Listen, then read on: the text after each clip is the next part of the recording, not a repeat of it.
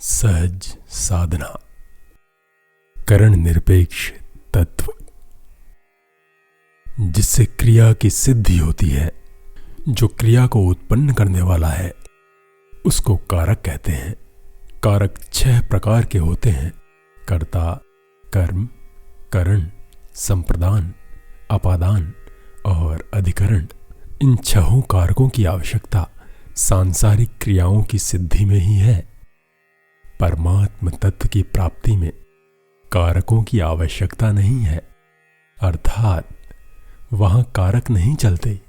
कारण कि परमात्म तत्व की प्राप्ति क्रिया से नहीं होती। तात्पर्य है कि सब कारक प्रकृति में हैं और प्रकृति के कार्य हैं। प्रकृति से अतीत तत्व में कोई कारक नहीं है। कारकों में प्रकृतिजन्य पदार्थ और क्रिया का आश्रय लेना पड़ता है, जिससे अभ्यास की सिद्धि होती है। अभ्यास से एक नई अवस्था का निर्माण होता है। तत्व का अनुभव नहीं होता, क्योंकि तत्व में अवस्था नहीं है। तत्व का अनुभव तो विवेक के द्वारा होता है। यह विवेक प्राणी मात्र को स्वतः प्राप्त है, परंतु मनुष्य के सिवाय अन्य प्राणियों में जो विवेक है उससे उनका शरीर निर्वाह तो हो जाता है, पर तत्व ज्ञान नहीं होता। कारण कि विवेक का उपयोग वे केवल शरीर निर्वाह में ही करते हैं। उससे आगे शरीर से अतीत तत्व में उनकी जिज्ञासा नहीं होती। मनुष्य अपने विवेक का सदुपयोग करके, विवेक का आदर करके देवताओं से भी ऊंचा उठ सकता है, भगवान को भी अपने वश में कर सकता है, परंतु भोगेच्छा के कारण अपने विवेक का दुरुपयोग करके, विवेक का अनादर करके पशुओं से भी नीचे गिर सकता है और 84 लाख योनियों तथा नरकों में जा सकता है। इसलिए मनुष्य को चाहिए कि वह अपने विवेक का आदर करे, विवेक विरोधी कोई कार्य ना करे। प्राणी मात्र में अपरा जड़ और परा चेतन दोनों प्रकृतियां हैं। अहम अपरा प्रकृति है और जीव परा प्रकृति है। अहम और जीव अर्थात जड़ और चेतन के संबंध का ही नाम जड़ ग्रंथि है। जड़ चेतन ही ग्रंथि परि गई, यद्यपि मृषा छूटत कठिनई मानस। जड़ चेतन की यह ग्रंथि मिथ्या है, सत्य नहीं है, क्योंकि जड़ और चेतन एक दूसरे से सर्वथा विरुद्ध हैं। चेतन प्रकाशक है और जड़ प्रकाश्य है। चेतन अपरिवर्तनशील है, जड़ परिवर्तनशील है। चेतन कभी मिटता नहीं, जड़ कभी टिकता नहीं। दोनों का स्वभाव अलग अलग है, परंतु अलग अलग स्वभाव होते हुए भी दोनों का एक दूसरे से वैर विरोध नहीं है। इतना ही नहीं, चेतन जड़ का प्रकाशक है, सहायक है। असत की सिद्धि भी सतरूप चेतन से ही होती है। चेतन ही असत को सत्ता देता है। हाँ, तत्व की जिज्ञासा का असत से वैर है, क्योंकि जिज्ञासा से जड़ के साथ संबंध विच्छेद हो जाता है। इसलिए एक दृष्टि से तत्व की अपेक्षा तत्व की जिज्ञासा श्रेष्ठ है।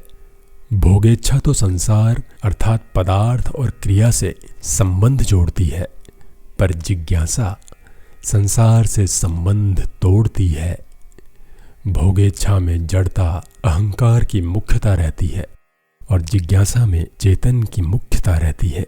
तात्पर्य है कि मनुष्य जड़ अंश की प्रधानता से संसार की भोगों की इच्छा करता है और चेतन अंश की प्रधानता से अपने उद्धार की, मुक्ति की, परमात्म तत्व की इच्छा जिज्ञासा करता है। मनुष्य जब तक जड़ अंश अहंता की प्रधानता से संसार के भोगों में लिप्त रहेगा, तब तक उसको कभी परम शांति, परम आनंद नहीं मिलेगा।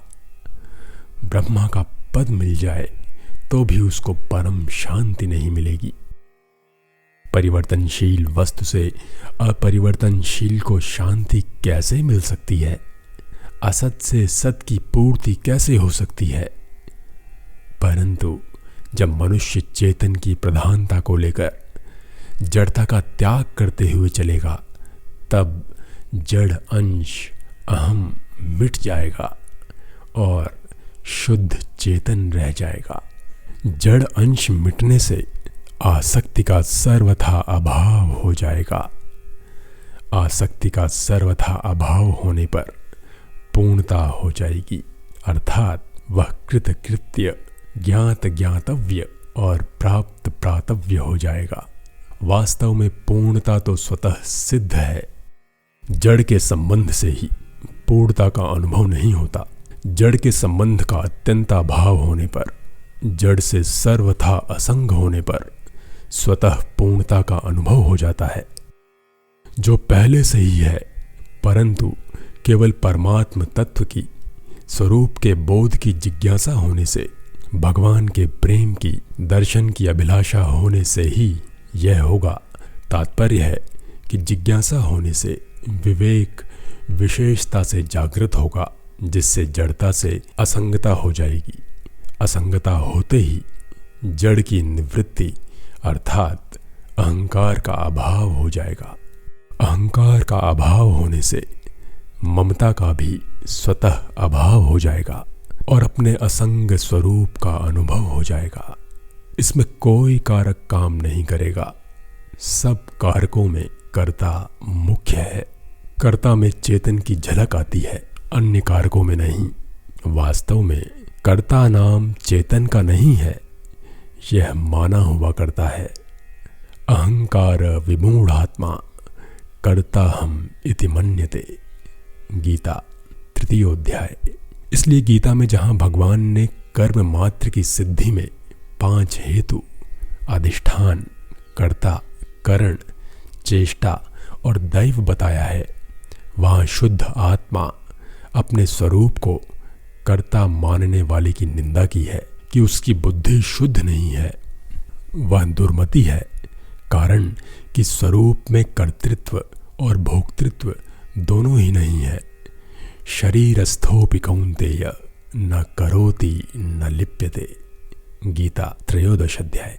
जब स्वरूप कर्ता नहीं है तो फिर कर्ता कौन होता है? इसको भगवान ने गीता में कई प्रकार से बताया है। जैसे संपूर्ण क्रियाएं प्रकृति के द्वारा ही होती हैं, अर्थात प्रकृति करता है। 13 अध्याय। संपूर्ण क्रियाएं गुणों के द्वारा होती हैं, गुण ही गुणों में बरत रहे हैं, अर्थात गुण करता है। 3 अध्याय। गुणों के सिवाय अन्य कोई कर्ता है ही नहीं। 14 अध्याय। इंद्रियां ही इंद्रियों के विषयों में बरत रही हैं, अर्थात इंद्रियां करता है। 5 अध्याय। तात्पर्य है कि कर्तृत्व प्रकृति में ही है, स्वरूप में नहीं। इसीलिए अपने चेतन स्वरूप में स्थित तत्वज्ञ महापुरुष मैं कुछ भी नहीं करता हूँ ऐसा अनुभव करता है। नैव किंचित करोमीति युक्तो मन्येत तत्ववित्। गीता 5 अध्याय। तत्ववित्तु महाबाहो गुण कर्म विभागयोः गुणा गुणेषु वर्तन्ते इति मत्वा न सज्जते। गीता 3 अध्याय। भगवान भी कहते हैं कि जब मनुष्य गुणों के सिवाय अन्य किसी को करता नहीं देखता, अर्थात वह क्रिया मात्र में ऐसा अनुभव करता है कि गुणों के सिवाय दूसरा कोई करता नहीं है और अपने को गुणों से बिल्कुल असंबद्ध अनुभव करता है, जो वास्तव में है, तब वह मेरे स्वरूप को प्राप्त हो जाता है। गीता में भगवान ने कर्तापन में प्रकृति को और भोक्तापन में पुरुष को हेतु बताया है। पुरुष चेतन को भोक्तापन में हेतु क्यों बताया? सुख दुख का अनुभव अर्थात भोग चेतन में ही हो सकता है, जड़ में नहीं। सुखी दुखी चेतन ही हो सकता है। क्रिया तो जड़ में होती है, पर क्रिया का फल सुखी दुखी होना पुरुष में होता है। परंतु वास्तव में प्रकृतिस्थ अर्थात अहम में स्थित पुरुष ही सुख दुख का भोक्ता बनता है। पुरुषः प्रकृतिस्थो हि भुंक्ते प्रकृतिजान गुणान। गीता 13 अध्याय। तात्पर्य है कि अहंकार का संबंध रहने से ही पुरुष सुख दुख का भोक्ता बनता है। यदि अहंकार का संबंध न रहे तो पुरुष सुख दुख का भोक्ता नहीं बनता, अर्थात वह सुखी दुखी ना होकर अपने स्वतः सिद्ध आनंद स्वरूप में स्थित रहता है। सम दुख सुख स्वस्थः। गीता 14 अध्याय। अतः भोक्तापन भी केवल माना हुआ है, वास्तव में नहीं है। तात्पर्य है कि चेतन में कर्तृत्व भोक्तृत्व पहले से ही नहीं है, इसलिए ये मिटते हैं।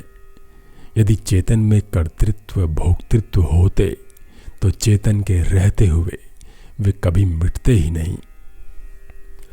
जब स्वरूप में कर्तृत्व ही नहीं है, कर्ता रूपी कारक के साथ लेश मात्र भी संबंध नहीं है, तब इसका संबंध अन्य कारकों के साथ कैसे होगा? अतः पहले साधक को सिद्धांत से यह निर्णय करना होगा कि मेरे स्वरूप में कर्तृत्व भोक्तृत्व अहंता ममता नहीं है। यद्यपि यह निर्णय बुद्धि करण में दिखता है, तथापि ये मेरे में नहीं है। यह अनुभव स्वयं को होता है। स्वयं का यह अनुभव करना करण निरपेक्ष साधन है। तात्पर्य है कि पहले बुद्धि से विचार होता है, विचार के बाद बुद्धि का निर्णय होता है कि मेरे में कारक मात्र का अभाव है, परंतु इस अभाव का अनुभव करने वाला स्वयं है। स्वयं को होने वाले इस अनुभव में कोई करण नहीं है, प्रत्युत करण से संबंध विच्छेद है। जिस जगह क्रिया होती है उसको अधिष्ठान अधिकरण कहते हैं, परंतु जहाँ स्वयं अधिष्ठान है वहाँ क्रिया नहीं है, अर्थात स्वयं किसी भी क्रिया का अधिष्ठान नहीं है। स्वयं में सबका आरोप होता है, क्योंकि आरोप होने की जगह तत्व ही है। तत्व के सिवाय आरोपित वस्तु की स्वतंत्र सत्ता ही नहीं है, इसलिए स्वयं को सबका अधिष्ठान आश्रय आधार प्रकाशक कहा जाता है। इस प्रकार स्वयं में कर्ता कर्म करण अधिकरण आदि कोई भी कारक नहीं है। अतः स्वरूप का बोध अथवा परमात्म तत्व की प्राप्ति जड़ता के द्वारा नहीं होती, प्रत्युत जड़ता के संबंध विच्छेद से होती है।